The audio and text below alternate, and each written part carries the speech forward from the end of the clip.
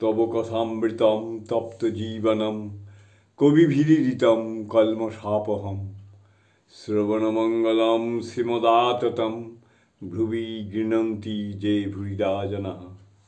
শ্রী শ্রী রামকৃষ্ণ কথামৃত পাঠ। আজকের বিষয় ঠাকুর শ্রী রামকৃষ্ণ প্রহ্লাদ চরিত্রাভিনয় দর্শনে স্টার থিয়েটারে প্রথম পরিচ্ছেদ, প্রথম এবং শেষ অংশ। শ্রীরামকৃষ্ণ সমাধি মন্দিরে। শ্রীরামকৃষ্ণ আজ স্টার থিয়েটারে প্রহ্লাদ চরিত্রের অভিনয় দেখিতে আসিয়াছেন, সঙ্গে মাস্টার, বাবুরাম ও নারায়ণ প্রভৃতি। স্টার থিয়েটার তখন বিডন স্ট্রিটে। এই রঙ্গমঞ্চে পরে অ্যামারন্ড থিয়েটার ও ক্লাসিক থিয়েটারের অভিনয় সম্পন্ন হইত। আজ রবিবার 30শে অগ্রহায়ণ, কৃষ্ণা দ্বাদশী তিথি, 24শে ডিসেম্বর 1884 খ্রিস্টাব্দ।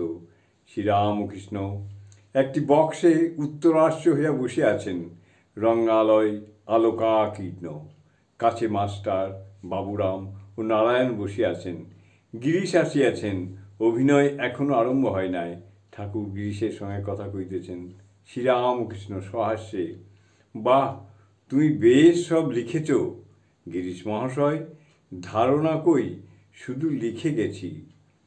না, শ্রীরামকৃষ্ণ বলছেন, না, তোমার ধারণা আছে। সেই দিন তো তোমার বললাম, ভিতরে ভক্তি না থাকলে চালচিত্র আঁকা যায় না, ধারণা চাই। কেশবের বাড়িতে নববৃন্দাবন নাটক দেখতে গিয়েছিলেন। কেশবের বাড়িতে নববৃন্দাবন নাটক দেখতে গিয়েছিলাম। দেখলাম একজন ডেপুটি 800 টাকা মাইনে পায়। সকলে বললে খুব পণ্ডিত, কিন্তু একটা ছেলে লয়ে ব্যতিব্যস্ত। ছেলেটি কিসে ভালো জায়গায় বসবে, কিসে অভিনয় দেখতে পাবে, এই জন্য ব্যাকুল। এদিকে ঈশ্বরীয় কথা হচ্ছে, তা শুনবে না। ছেলে কেবল জিজ্ঞাসা করছে, বাবা এটা কি, বাবা ওটা কি।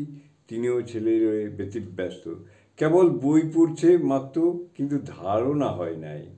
গিরিশ, মনে হয় থিয়েটারগুলো আর করা কেন? শ্রীরামকৃষ্ণ, না না, ও থাক, ওতে লোকশিক্ষা হবে। অভিনয় আরম্ভ হইয়াছে। প্রহ্লাদ পাঠশালে লেখাপড়া করিতে গিয়া আসিয়াছেন। প্রহ্লাদকে দর্শন করিয়া ঠাকুর সস্নেহে প্রহ্লাদ প্রহ্লাদ এই কথা বলিতে বলিতে একেবারে সমাধিস্থ হইলেন। প্রহ্লাদকে হস্তি পদতলে দেখিয়া ঠাকুর কাঁদিতেছেন। অগ্নিকুণ্ডে যখন ফেলিয়া দিল, তখনও ঠাকুর কাঁদিতেছেন। গোলকে লক্ষ্মী নারায়ণ বসে আছেন। নারায়ণ প্রহ্লাদের জন্য ভাসিতেছেন। নারায়ণ প্রহ্লাদের জন্য ভাবিতেছেন। সেই দৃশ্য দেখিয়া ঠাকুর আবার সমাধিস্থ হইলেন। জয়।